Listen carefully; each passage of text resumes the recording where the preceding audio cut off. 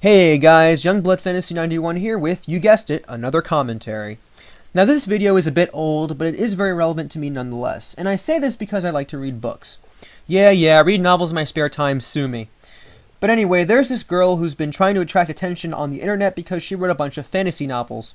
And, surprise surprise, no one has ever heard of her before unless you've seen her article in Encyclopedia Dramatica. Her name is Gloria Tesh, not in any way related to John Tesh, but still just as bland. She thinks of herself as the youngest novelist ever because she's only 15, and she's trying every route possible to try to make herself popular. Only problem is, it's fomenting the ire of her audience, not adulation, because the audience perceives her to be a presumptuous and pretentious jerk. Don't believe me? I'll listen in, and I'll see what I have to say about this.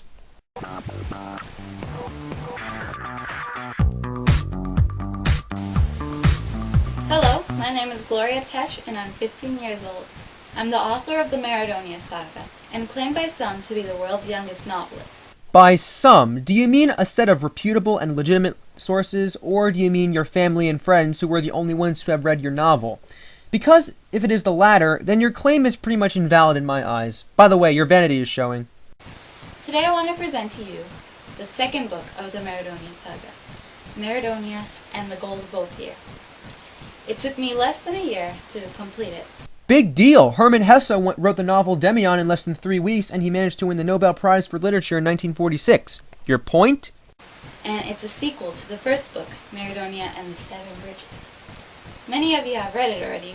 By many, do you mean a whole constituency of fans who have read the book and later declared to have enjoyed it? Or do you mean your family and friends who are the only ones to have read your novel? Because again, if it's the latter, then you can't categorize the amount of people who have read it under the word many, unless you want to be as pretentious as you are being right now. So you've been asking me to write the next one. Translation: my mother forced me to write more because she desperately wants me to become famous no matter how dishonest I make myself appear. So it's finally here in print. And let me tell you a little bit about the story.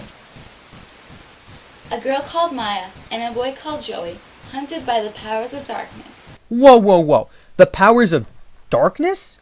How generic can you possibly get when naming your characters, especially the major antagonist of your novel, that? I guess the powers of malicious intent and the powers of indescribable horror were already taken.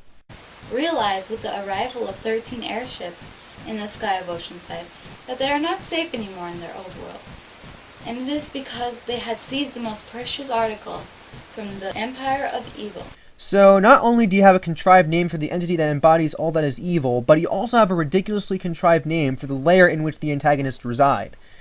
You might as well have called it the location of the Empire of Bad Things, or the Empire of Not So Good, because all of them are interchangeable.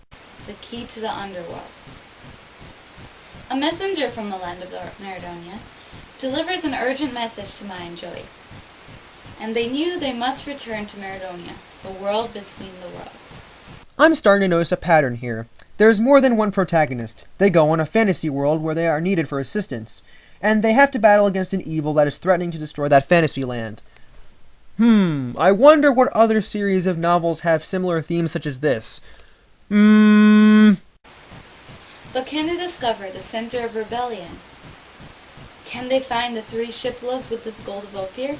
Can they disappear from the cruel hands of King Napoleon, the ruler of the underworld? The ruler of the underworld is King Napoleon. Did I hear that correctly? King Napoleon?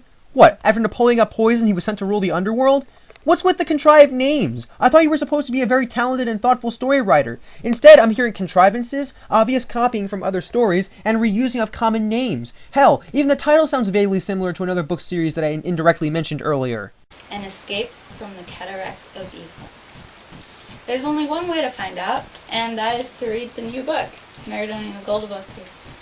So you can get your copy at maradonia.com. One thing that definitely is for sure, your family and friends will definitely enjoy it. As for the general public, well, they seem to have more incisive eyes, if you know what I mean.